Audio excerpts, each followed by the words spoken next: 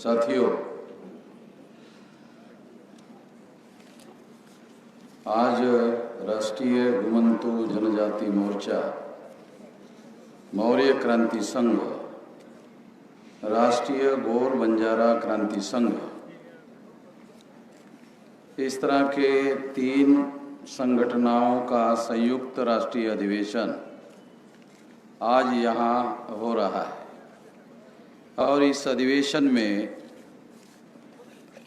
देश भर से उपस्थित प्रतिनिधि घुमंतू जनजाति मोर्चा के आज यहाँ उपस्थित है।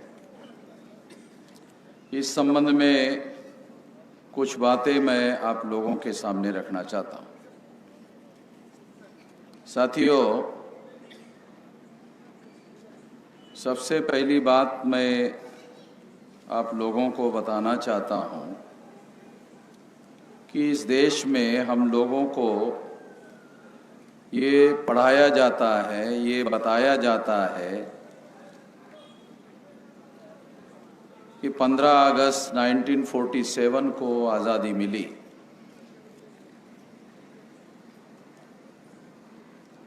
मगर मैं आप लोगों को ये बताना चाहता हूँ कि घुमंतू जातियों की जो समस्याएं है, आज़ादी को 75 साल होने के बावजूद भी राष्ट्र की तरफ से, देश की तरफ से उन लोगों का रिकॉग्नाइजेशन ही नहीं हुआ। राइट देने की बात तो बहुत दूर की है, क्योंकि जिस देश में लोकतंत्र होता है, संवैधानिक लोकतंत्र होता है, उसके कार्य करने की संवैधानिक तरीका होता है। उस संवैधानिक तरीके को अगर हम ध्यान में रखते हैं तो किसी भी कम्युनिटी को जो देश में रहता है, अगर उनको कोई अधिकार बहाल करने हैं तो पहले उनका कॉन्स्टिट्यूशनली रिकॉग्नाइजेशन होना जरूरी है। घुमंतू जाति के जो लोग हैं, अंग्रेजों के समय में 1871 को 12 अक्टूबर 1871 को अंग्रेजों ने क्रिमिनल ट्राइब्ड एक्ट बनाया। ये क्रिमिनल ट्राइब्ड एक्ट जो है वो केवल महाराष्ट्र के लिए नहीं बनाया था, तो ये राष्ट्रीय स्तर पर इस पर अमल किया गया था। और लगभग 197 कम्युनिटीज को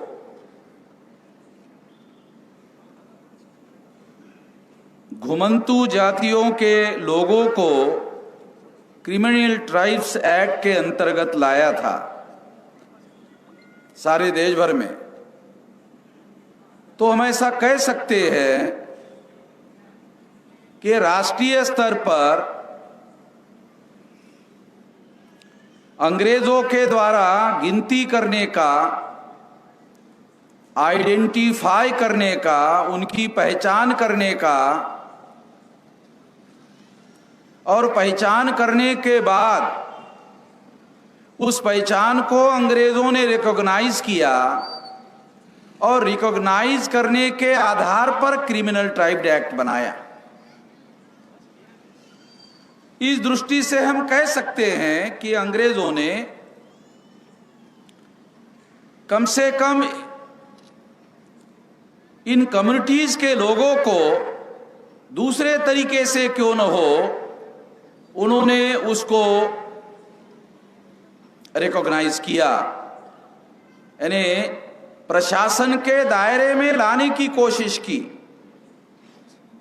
उसका तरीका ये कहा जा सकता है कि आज भी सही नहीं माना जा सकता,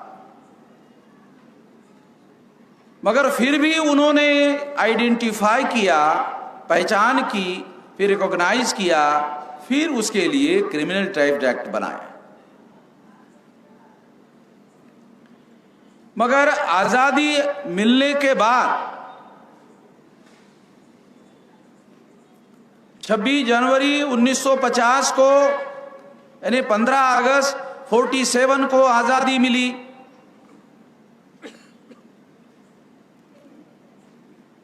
आजादी से हम लोग आजाद नहीं हुए, क्योंकि आजादी से कोई अधिकार तो मिला नहीं हम लोगों को। शेड्यूल कास्ट के लोगों को कोई अधिकार नहीं मिला, शेड्यूल ट्राइब के लोगों को कोई अधिकार नहीं मिला, नॉमिडिक ट्राइब के लोगों को कोई अधिकार नहीं मिला, एमबीसी और ओबीसी के लोगों को कोई अधिकार नहीं मिला। यानी आजादी से इन लोगों को कोई अधिकार नहीं मिला। 26 जनवरी 1950 को जब संविधान लागू हुआ तब इन लोगों को अधिकार मिला। ये बहुत बारीक बात है, बहुत सूक्ष्म बात है और बहुत महत्वपूर्ण बात है। ये महत्वपूर्ण बात हम लोगों को समझना होगा कि आजादी से हम आजाद नहीं हुए। 26 जनवरी 1950 को संविधान लागू हुआ और संविधान में मौलिक अधिकार फंडामेंटल राइट का चैप्टर है, चैप्टर नंबर 3।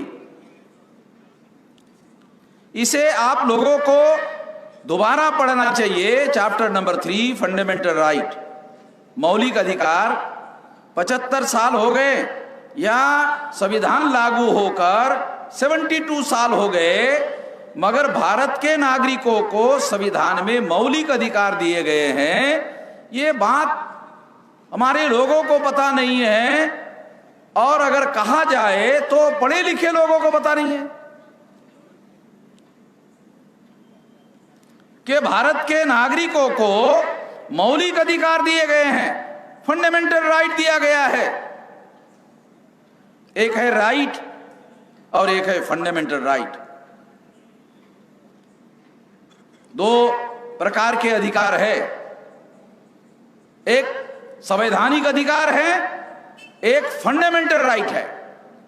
तो फंडामेंटल राइट मौलिक अधिकार है, फंडामेंटल राइट है। ये ऐसे मौलिक अधिकार है जिसको लागू होने के बाद उसके दायरे के अंदर अगर हर नागरिक को मौलिक अधिकार है, एक आर्टिकल 21 में राइट टू लीव का मौलिक अधिकार है। तो राइट टू लीव के अंतर्गत घुमंतू जाति के लोगों की समस्या का विश्लेषण किया जाना चाहिए था। आजादी से तो नहीं किया गया, मगर जब 26 जनवरी 1950 को संविधान लागू हुआ, संविधान ने आर्टिकल 21 में right to live fundamental right दिया। ए फंडामेंटल राइट हर नागरिक के लिए लागू है। और अंग्रेजों ने 1860 में इंडियन पिनल कोड लागू किया, तो भारत सरकार को इसकी समीक्षा करनी चाहिए थी कि फंडामेंटल राइट और इंडियन पिनल कोड, इसमें सुप्रीम कौन है? तो संविधान निर्माता कहते हैं कि इसमें सुप्रीम फंडामेंटल राइट है। तो जो चीज फंडामेंटल राइट को, मौलिक अधिकार को कॉन्ट्रेडिक्ट करती है, उसे नल एंड वॉइड घोषित करने की व्यवस्था संविधान में है।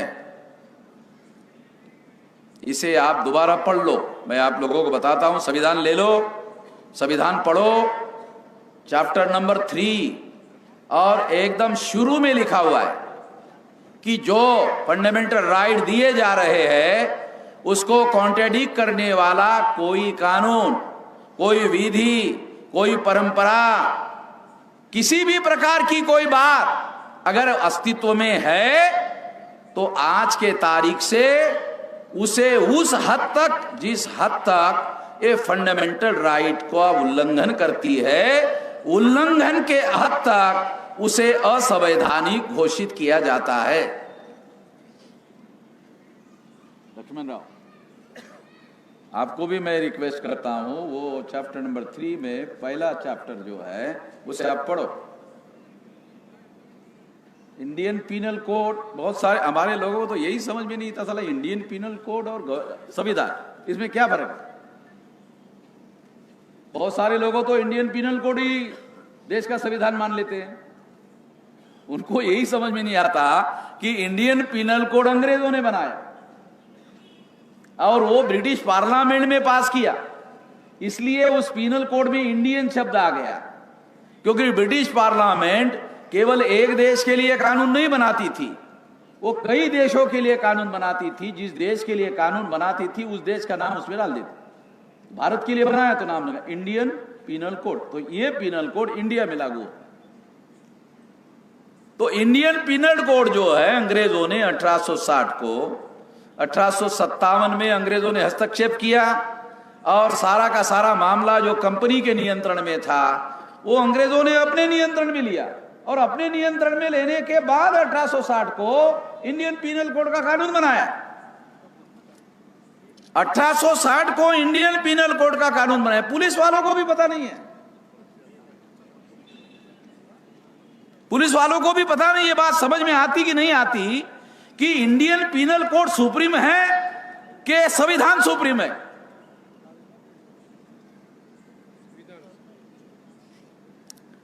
संविधान सुप्रीम होता है। संविधान से कॉन्ट्रडिक्ट करने वाला कानून पार्लियामेंट को भी बनाने का अधिकार नहीं है। कितने लोगों को पता है?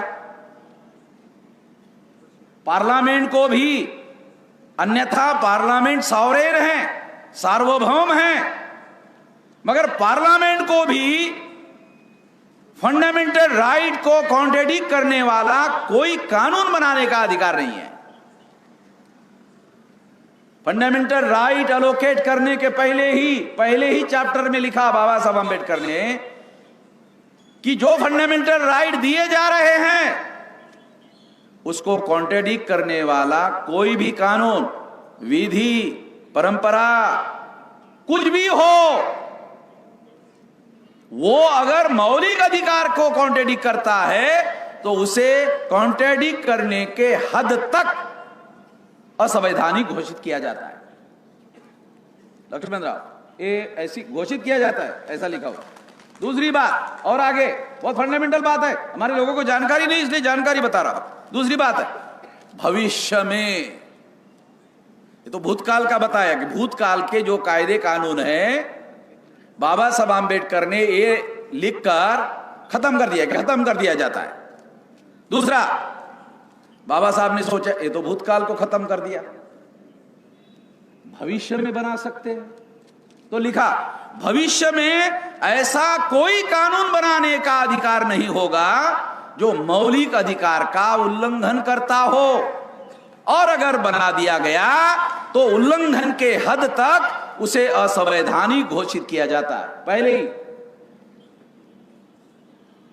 आपको मैं सब लोगों को कहता हूं कि इसे पढ़ो।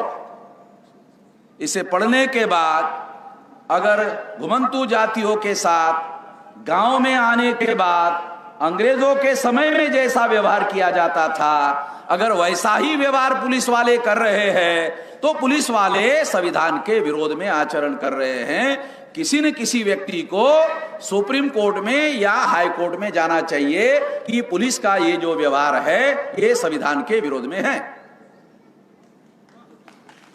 अगर घुमंतू जाति के लोग नहीं जाएंगे तो मैं आपको आश्वस्त करता हूं कि मैं ही जाऊंगा।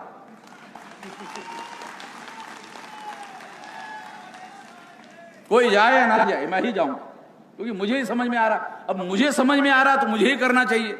किसी और को समझ में ही नहीं आ रहा तो समझ में नहीं आ रहा तो करेगा कैसे? तो एक महत्वपूर्ण बात मैं आप लोगों को बता रहा हूं। दूसरी बात मैं आप लोगों को बताना चाहता हूं, वो महत्वपूर्ण बात यह है कि इतनी सारी बातें घुमंतू जातियों के साथ, इतनी सारी बातें हो रही है देश के अंदर, इतनी सारी बातें हो रही है। हैरान करने वाली बात है कि उनको ऐसा कहा जाता है कि ये घुमंतू जनजाति के लोग हैं।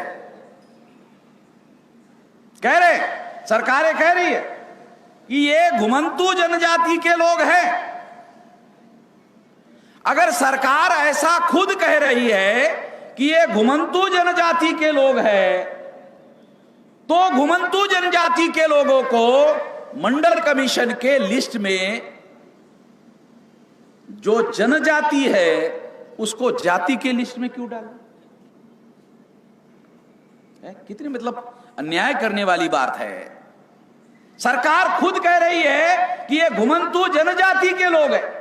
अगर ये जनजाति के लोग हैं तो जो मंडल कमीशन की लिस्ट बनी 17 अगस्त 1932 को 17 नवंबर 92 को सुप्रीम कोर्ट ने मंडल कमीशन को एक्सेप्ट किया, सुप्रीम कोर्ट में एक्सेप्ट किया। तो मैं खास बात आपको बताना चाहता हूं कि जो मंडल कमीशन का रिपोर्ट बनाया गया, जो 81 में पार्लियामेंट में सबमिट किया गया, तो वो जो मंडल कमीशन का रिपोर्ट सबमिट किया गया उसमें घुमंतू जाति के जनजाति के लोगों को ओबीसी की जातियों के लिस्ट में शामिल किया गया। ये तो न्याय करने वाली बात तो मुझे नहीं लगती, ये कोई न्याय करने वाली बात है। क्यों? मान लो ओबीसी के जाति के लोग कॉम्पिटिटिव एग्जामिनेशन देंगे और घुमंतू जाति का आदमी कॉम्पिटिटिव एग्जामिनेशन देगा, तो इस कॉम्पिटिटिव एग्जामिनेशन में घुमंतू जाति का आदमी ओबीसी आदमी को कॉम्पीट करके नंबर हासिल कर लेगा और उसको वो कॉम्पिटिशन के बाद अधिकार मिलेगा। कैसे मिलेगा? ये तो कोई न्याय करने की बात नहीं हुई है।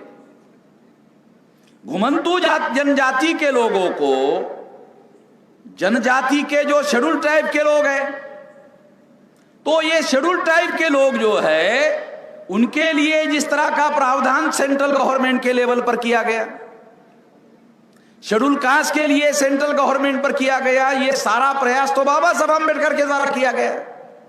बाबा साहब आंबेडकर ने सारी की सारी व्यवस्था बनाई और बाबा साहब आंबेडकर के द्वारा जब अदर बैकवर्ड क्लासेस के लोगों के लिए प्रयास शुरू किया तो संविधान सभा में यह कहा गया, बाबा साहब आंबेडकर को रोका गया और कहा गया कि आप अदर बैकवर्ड क्लासेस के ओबीसी के नेता नहीं है, ओबीसी के नेता गांधी जी है, ओबीसी के नेता गांधी जी है, आप इसमें हस्तक्षेप मत करो। ओबीसी के नेता गांधी जी है, गांधी जी देख लेंगे। गांधी जी ने देखा ही नहीं। गांधी जी को देखेंगे, गांधी जी जीवित भी थे। संविधान सभा का चुनाव हुआ, गांधी जी जीवित थे।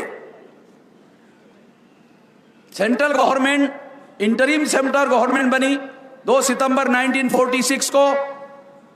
उस 46 को गवर्नमेंट बनी, पंडित जवाहरलाल नेहरू को प्रधानमंत्री अंग्रेजों के समय में बनाया गया और अंग्रेजों के निगरानी नियंत्रण में जवाहरलाल नेहरू ने शपथ ली कि मैं अंग्रेजों के प्रति निष्ठावान रहूंगा। ऐसी शपथ जवाहरलाल ने ली, ये शपथ ऐसी ही थी। 2 सितंबर 1946 को जवाहरलाल नेहरू इंटरिम गवर्नमेंट के प्रधानमंत्री बनाए गए। ज्यादातर लोगों को 15 अगस्त 47 ही मालूम है, मगर मेरे पास ज्यादा डाटा है। 2 सितंबर 1946 को जवाहरलाल नेहरू को इंटरिम गवर्नमेंट का प्रधानमंत्री बनाया गया। तो मैं आप लोगों को यह बताना चाहता हूं कि आज तक घुमंतू जनजातियों के लोगों को जो सही तरीके से रिकॉग्नाइजेशन करना चाहिए था वो नहीं किया गया। मेरे पास कुछ और डाटा है। वो डाटा ये है कि बाबा साहब आंबेडकर के द्वारा सारे देश भर में कुछ लोगों को जब शेड्यूल कास्ट की लिस्ट बनाई जा रही थी तो घुमंतू जाति के लोगों को, जनजाति के लोगों को बाबा साहब आंबेडकर के द्वारा कि आप भी बहिष्कृत हो, ये शेड्यूल कास्ट के लोग भी बहिष्कृत है। शेड्यूल कास्ट के लोग भी बहिष्कृत है क्योंकि वो अछूत है, वो गांव के बाहर रहते हैं। और घुमंतू जाति के लोग भी जो भी बस्तियां बना कर रहते हैं वो भी गांव के बाहर ही रहती है। तो दोनों के दोनों जो है बहिष्कृत है। और अगर दोनों के दोनों बहिष्कृत है तो आप लोग, बाबा साहब आम्बेडकर ने कुछ लोगों को कहा कि आप लोगों का नाम शेड्यूल कास्ट के लिस्ट में नोट करो। कुछ स्टेट के लोगों ने बाबा साहब आम्बेडकर की बात को माना, उन्होंने शेड्यूल कास्ट के लिस्ट में अपना नाम डलवाया। तो आज भी दूसरे राज्यों में जो जातियां घुमंतू जातियों में हैं, कुछ राज्यों में, जैसे फॉर एग्जांपल बंजारा महाराष्ट्र में नोमैडिक ट्राइब में है और कर्नाटक में शेड्यूल कास्ट में है, कर्नाटक में शेड्यूल कास्ट में है?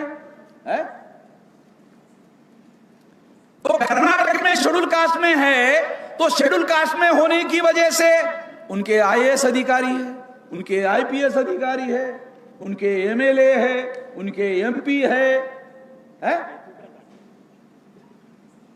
बाबा साहब आम्बेडकर के द्वारा नोमैडिक ट्राइब के लोगों को शेड्यूल कास्ट के लिस्ट में अपना नाम नोंद करने के लिए कहा, उनको बेनिफिट हो रहा है।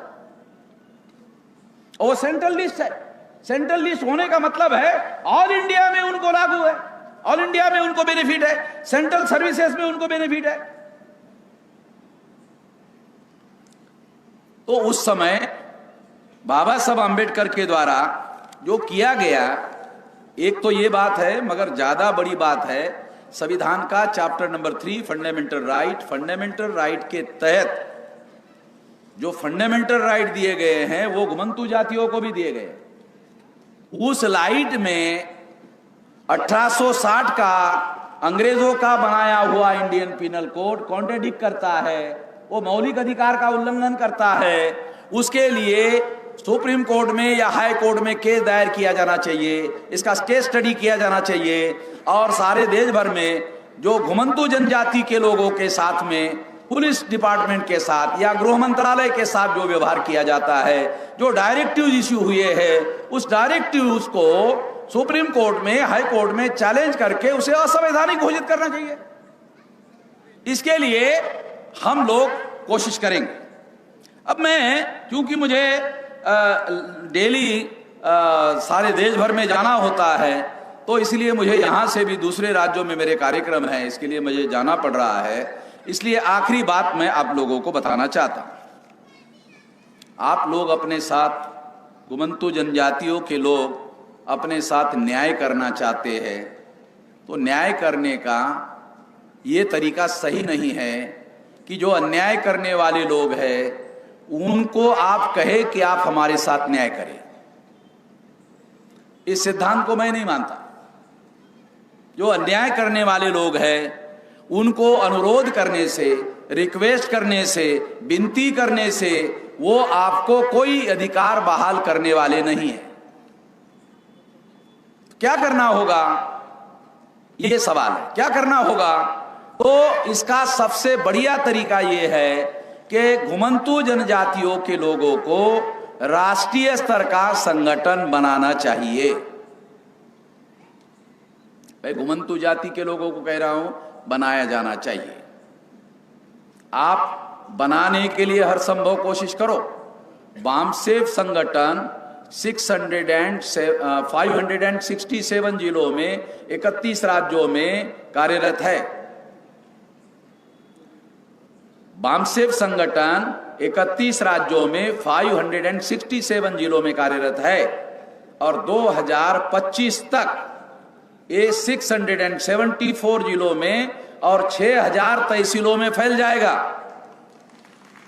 674 जिले और 6000 तहसीलों में 25 दिसंबर यानी 31 दिसंबर 2025 तक ये 6000 तहसीलों में फैल जाएगा। ये विशाल राष्ट्रव्यापी संगठन हो जाएगा और हमारी कोशिश रहेगी कि ये 6 लाख गांवों तक फैल जाए। तो मैं घुमंतू जनजाति के लोगों को ये अनुरोध कर रहा हूं कि आप लोग अपना राष्ट्रीय स्तर का संगठन बनाने का संकल्प करें। और आपको मैं, जो सारे देश भर में हमारा बामसेफ संगठन है, तो घुमंतू जाति के लोगों का सारे देश भर में घुमंतू जाति के लोग हैं, तो सारे देश भर में घुमंतू जाति के लोगों को मैं डायरेक्टिव इश्यू करूंगा सारे संगठन में कि वो अपने अपने जिले में कौन घुमंतू जाति के लोग हैं उनको आइडेंटिफाई करे और उन लोगों को संगठित करने के लिए मदद करे। तो आप लोगों का 3 साल में राष्ट्रीय स्तर का बड़ा संगठन बन जाएगा। जब आपका राष्ट्रीय स्तर का संगठन बनेगा तो राष्ट्रीय स्तर का संगठन बनने के बाद आप लोगों के संगठित शक्ति के आधार पर आप लोग जो चाहते हो आपका कैडर बेस ऑर्गेनाइजेशन बनाने में हम मदद करेंगे, राष्ट्रीय स्तर पर आप लोगों की लीडरशिप डेवलप करने में मदद करेंगे, आपको हर संभव ट्रेनिंग देने के लिए आपको मदद करेंगे। घुमंतू जनजाति के लोग मार्शल लोग हैं, लड़ाकू लोग हैं। ये लड़ाई की वजह से ही इनके साथ ऐसा व्यवहार हुआ। घुमंतू जाति के लोग इस देश के मूल निवासी हैं और इस वजह से उनका जो संघर्ष हुआ उसकी वजह से उनके साथ ऐसे हालात पैदा हुए हैं। हिस्टोरिकल डॉक्यूमेंट के आधार पर मैं इस नतीजे पर पहुंचा कि ये मार्शल लोग हैं। घुमंतू जनजाति के लोग मार्शल लोग हैं, लड़ाकू लोग हैं। तो इन लोगों को अपने हक और अधिकार के लिए लड़ने के लिए राष्ट्रीय स्तर का संगठन होना चाहिए और इसके लिए जो संगठित शक्ति निर्माण करने का काम है उसमें मैं आपकी हर प्रकार की मदद करता हूं जो आपको मदद चाहिए। जिस तरह से हमने हमारे पास जो बड़ी योग्यता है वो राष्ट्रीय स्तर का संगठन बनाने की, नागपुर में हमने 3 लाख लोग इकट्ठा करके दिखाया। सारे देश भर से 3 लाख लोग आए और 3 लाख लोग आने के बाद पुलिस कमिश्नर को लगा कि ये लोग नियंत्रण नहीं हो सकते, तो उन्होंने जबरदस्ती करने की कोशिश की, मुझे डिटेन करने की कोशिश की। तो कमिश्नर पुलिस और सारा नागपुर की पुलिस जो है फेल हो गई। तब कमिश्नर मेरे पास आए और मेरे को ही रिक्वेस्ट किया कि आप ही कंट्रोल करो। तो मैंने कहा इधर डिटेन करके आप मुझे कंट्रोल करने के लिए बोल रहे हो, आपको तो बहुत हिम्मत थी ना कंट्रोल करने की, तो आप कर नहीं पाए। तो मुझे ही कमिश्नर ने आकर वीडियो बनाने के लिए कहा कि आपके लोगों को शांति से आंदोलन करने के लिए कहो। मैंने कहा हमारे लोग शांति से ही करेंगे। मैं अपील करते था। अपील करने के बाद भी हमारे जो लोग हैं उन्होंने मुझे छोड़ने का प्रेशर बनाया, तो कमिश्नर को मुझे छोड़ देना पड़ा। डिटेन किया था, कोई अरेस्ट वगैरह नहीं किया था। मुझे अरेस्ट करना बहुत मुश्किल मामला है क्योंकि फिर तो मुझे अरेस्ट करते ही राष्ट्रव्यापी आंदोलन हो जाता, सारे देश भर में हो जाता, सारे देश के लोग पुलिस चौकी के सामने खड़े हो जाते हैं। तो मैं आप लोगों को बताना चाहता हूं कि घुमंतू जनजाति के लोगों को अब अपने आप को बेसहारा नहीं मानना है। हम आपके सहारे में खड़े, आपके समर्थन में खड़े, आपके लिए जो भी मदद चाहिए हर संभव मदद करेंगे। जो संगठित शक्ति हमने बनाई वो आपके समर्थन में खड़ी कर देते हैं, सारे देश भर में कर देते हैं। क्योंकि मैं ऐसा मानता हूं, मैं समझ गया हूं कि घुमंतू जाति के जनजाति के लोग और लोग नहीं है। हम मूल निवासियों को इकट्ठा कर रहे हैं। घुमंतू जनजाति के लोग भी मूल निवासी है, इसलिए मेरे अपने भाई लोग हैं, इतिहास क्रम में बिछड़े हुए भाई है। तो मैं अपने भाइयों को मदद करने की बात कर रहा हूं। ये बात भी गलत है, अपने ही भाइयों को मदद नहीं की जाती है। अपने भाइयों को बराबरी में उठाने के लिए हर संभव सहायता की जा सकती है। तो मैं इस दिशा में आप लोगों को मदद करने के लिए तैयार हूं। मैं इस मौके पर इतना ही कहना चाहता हूं, क्योंकि मुझे डेली दूसरे कार्यक्रम होते हैं, इसलिए मुझे जाना है। ये कार्यक्रम आगे चलता रहेगा। आप लोग यहाँ बैठकर, हमारे दूसरे बहुत सारे लोग हैं, उनकी बात सुनो और उसके बाद ये कार्यक्रम समाप्त होगा। इस आधार पर मैं अपनी बात समाप्त करता हूँ। धन्यवाद।